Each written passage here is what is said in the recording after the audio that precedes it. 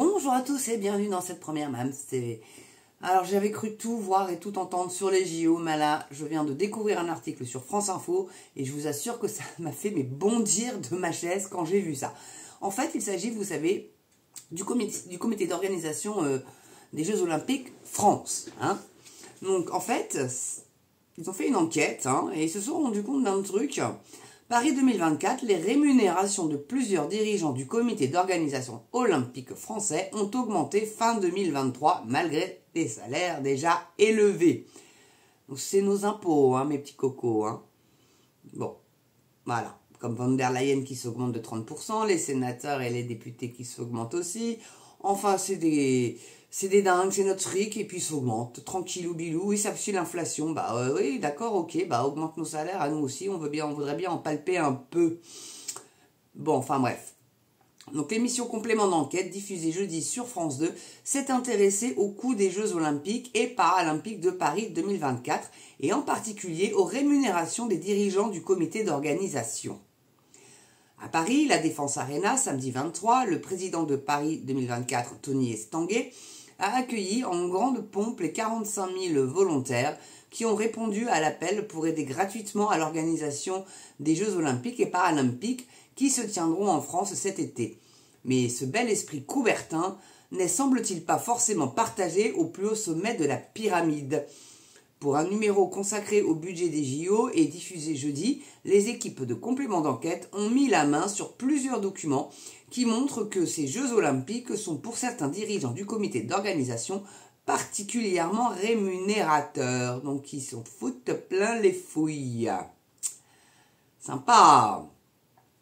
Donc, parmi ces documents figure une note budgétaire interne datée du 11 décembre dernier et à destination du conseil d'administration du comité d'organisation des JO et Jeux Olympiques Paralympiques, des Jeux Paralympiques, pardon.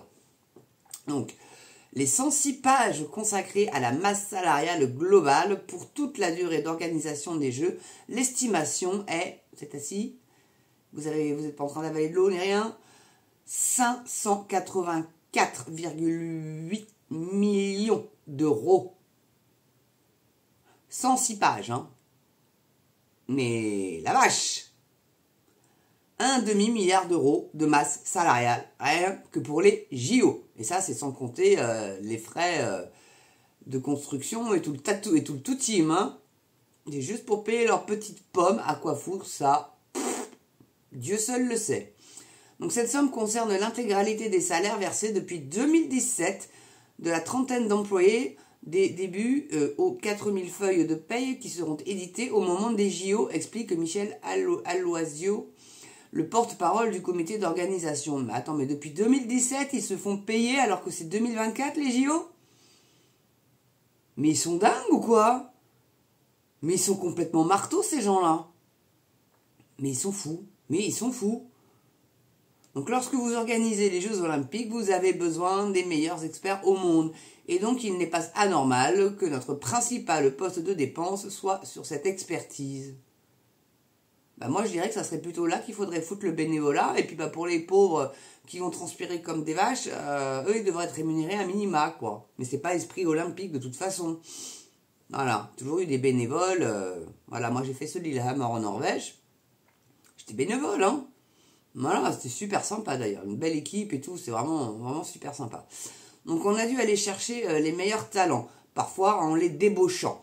Et c'est le comité des rémunérations dont c'est l'objet qui a défini les bonnes grilles de salaire. Bon. Donc si elle paraît assumée par le comité d'organisation, cette masse salariale est tout de même supérieure de 115 millions d'euros à la somme annoncée dans le dossier de candidature. Par ailleurs, le complément d'enquête a exhumé un autre document qui met quelque peu à mal l'idée de salariés qui seraient payés au juste prix. Il s'agit d'un pré-rapport de la Cour des comptes daté de mars 2021 qui a servi de base de travail à l'institution. Celle-ci évoque des niveaux de salaire plus élevés en moyenne au COJOP que dans le secteur privé. Dans un tableau récapitulant notamment la grille salariale des dirigeants du comité d'organisation, On découvre ainsi que 13 directeurs sont rétribués à hauteur de 153 000 € bruts annuels, que 8 directeurs exécutifs sont payés plus de 200 000 € et que le salaire du directeur général est de 260 000 € par an. Toujours selon la Cour des comptes, le total des 5 rémunérations les plus élevées s'élève à 2,2 millions d'euros par an, en part variable et prime de fidélité comprise. Marche sur la tête, là. Et c'est votre fric, hein, les gars, notre fric. Des augmentations conséquentes. La Cour des comptes considère clairement qu'il y a beaucoup trop de gens payés beaucoup trop cher au sein du comité d'organisation, analyse l'économiste Vladimir Andreev. D'ailleurs, si ce comité suit les recommandations de la Cour des comptes, on peut s'attendre à un peu d'austérité salariale et donc à quelques grincements de dents à l'intérieur du COJOP, ajoute-t-il. Car pour cette dernière année, ils sont censés devoir baisser leurs prétentions. Cette cure d'austérité n'est pourtant pas à l'ordre du jour selon Claudia Rouault, députée socialiste d'Ille-et-Vilaine et membre du comité de rémunération de Paris 2024, depuis septembre. L'élu socialiste se dit très en colère après avoir constaté des augmentations salariales, encore en cours au sein du COJOP. Malgré les alertes de la Cour des comptes, documents confidentiels à l'appui, elle détaille en exclusivité à complément d'enquête ces augmentations qui concernent une dizaine de cadres dirigeants validés lors de la dernière réunion du comité au mois de novembre. J'aimerais bien savoir s'il y a Hidalgo là-dedans, moi. Hein, mes mères, Anne? C'est ça qui t'a payé ton voyage à Tahiti? Si ça t'a payé le billet retour, c'est que ça reste le contribuable, ma petite cocotte. Donc, mais bon, enfin, c'est juste pas possible, leur truc. C'est pas possible. C'est pas possible. Bon, bref. Donc pour la majorité, c'est entre 7 et 10%, ce qui est déjà conséquent, explique-t-elle. Mais certains d'entre eux font carrément des bons de 15 000 € sur un an. D'autres se voient augmenter de 32 000 € supplémentaires. Il y a même une directrice de la communication qui voit son salaire passer de 150 à 195 000 € annuels. Vous vous rendez compte ? Pour moi, c'est irréel. Nous sommes à quelques mois des Jeux. On a l'impression qu'ils se lâchent complètement, alors qu'à l'inverse, c'est la période où l'on devrait faire preuve de plus de prudence budgétaire. Non, mais c'est à nous qu'on va demander de faire des efforts. C'est pas grave. Ils s'en foutent. Donc, questionné sur cette augmentation de 45 000 € annuels pour sa directrice de la communication, le comité d'organisation assume. Sur ce point précis, nous avions un sujet qui nous tient particulièrement à cœur, celui de l'égalité salariale. Ah bah dis, ça y est, ils ont trouvé une excuse. Ah bah dis donc.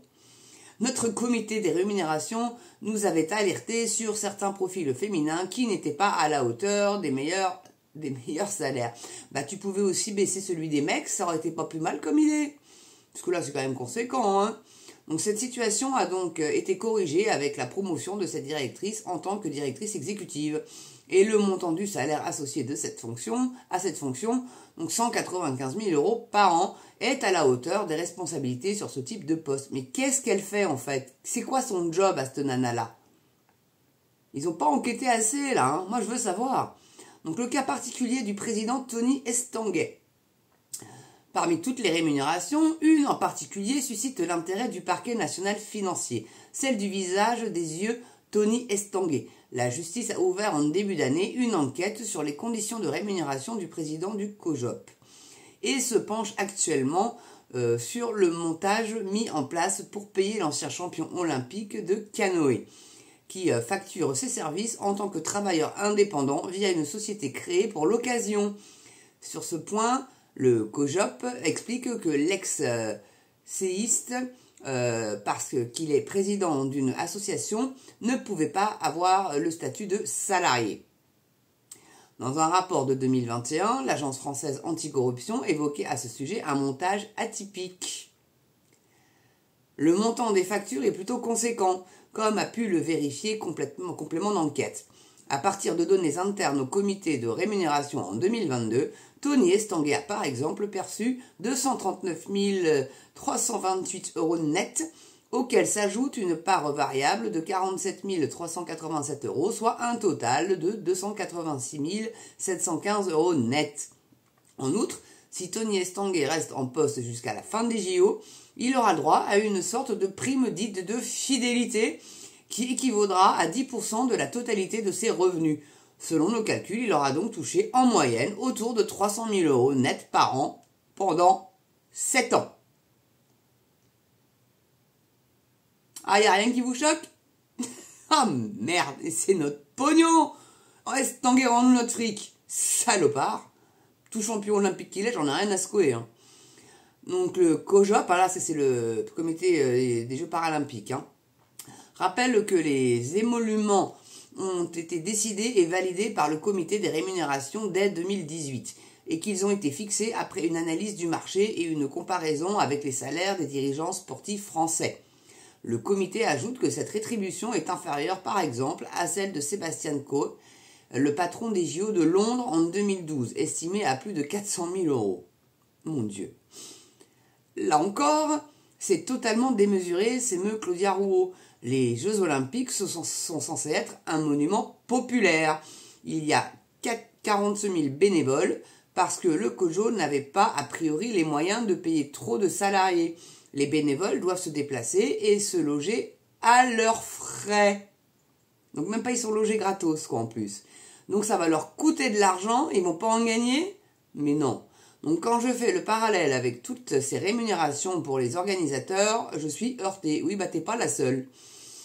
T'es pas la seule. Ils s'en foutent plein les fouilles et les autres, les pauvres, là les bénévoles, ils sont obligés de trouver leur logement, de se nourrir très certainement aussi, je pense. Hein. Donc ils vont pas gagner un rond pendant un mois. Ils vont devoir raquer pour se loger, mais sans rire. Tony Estanguet, accompagné de Michel Cadot, délégué interministériel aux Jeux Olympiques et Paralympiques, doit être auditionné mercredi à l'Assemblée nationale dans le cadre de la Commission des affaires culturelles devant 80 députés. Parmi eux se trouve Maxime Minot, LR, coprésident du groupe de suivi de la préparation des JO, interrogé il y a quelques jours par complément d'enquête. Le parlementaire assure avoir découvert le montant de toutes ces rémunérations lors du tournage. Il affirme être particulièrement choqué par ces révélations et a promis d'interroger le président de Paris 2024 à ce sujet. Eh ben ouais, en dessous il y a 546 commentaires, donc je vous inviterai à aller les lire. Là, si je les lisais, ça ferait une vidéo, une première beaucoup trop longue. En tout cas, voilà quoi. Ils sont en train de s'en foutre plein les fouilles, à rien branler. Hein. Parce que moi, très honnêtement, qu'est-ce qu'ils foutent les Estanguet? Qu'est-ce qu'ils foutent? C'est quoi leur job en fait? Moi, j'aimerais bien savoir. Est-ce que c'est eux qui organisent la sécurité? Ça m'étonnerait. À mon avis, ça relève plus du ministère de l'Intérieur.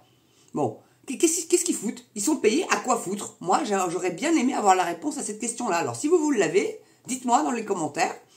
Vraiment, ça m'intéresserait de savoir. Ou alors, je vais aller farfouiller, je vais aller enquêter moi aussi. Mais bon, j'ai pas les pouvoirs de ce magazine-là. Hein. Complément d'enquête, ils ont quand même les moyens. Enfin, c'est aussi avec notre fric, vous me direz. Mais bon, au moins, ils déterrent aussi un petit peu des gros dossiers comme ça. Voilà. En tout cas, j'espère que ça vous aura plu, que ça vous aura pas trop mis la rage. À mon avis, si, un petit peu quand même. Mais bon, voilà, quoi. Qu'est-ce que vous voulez, hein. Ils balancent notre truc par les fenêtres alors que l'hôpital se casse la gueule, l'éducation se casse la gueule. Ils veulent pas dégraisser le mammouth administratif. Bah oui, parce que non, il y a les copains qui sont là à rien branler, qui voient pas un malade, qui voient pas un élève, selon le ministère. Et mais non, on les paye grassement à rien foutre, en fait. Ou à nous pondre des réglementations complètement débiles. Et après, les pauvres hôpitaux, ils sont obligés de faire des cagnottes pour pouvoir se payer un scanner. Allez chercher l'erreur. Bon, enfin, en tout cas, merci d'avoir regardé cette première. J'espère que vous avez été nombreux dans le chat. Et puis, moi, je vous dis à très bientôt, bien sûr. Et surtout, n'oubliez pas, hein, la pouce, la cloche, l'abonnement.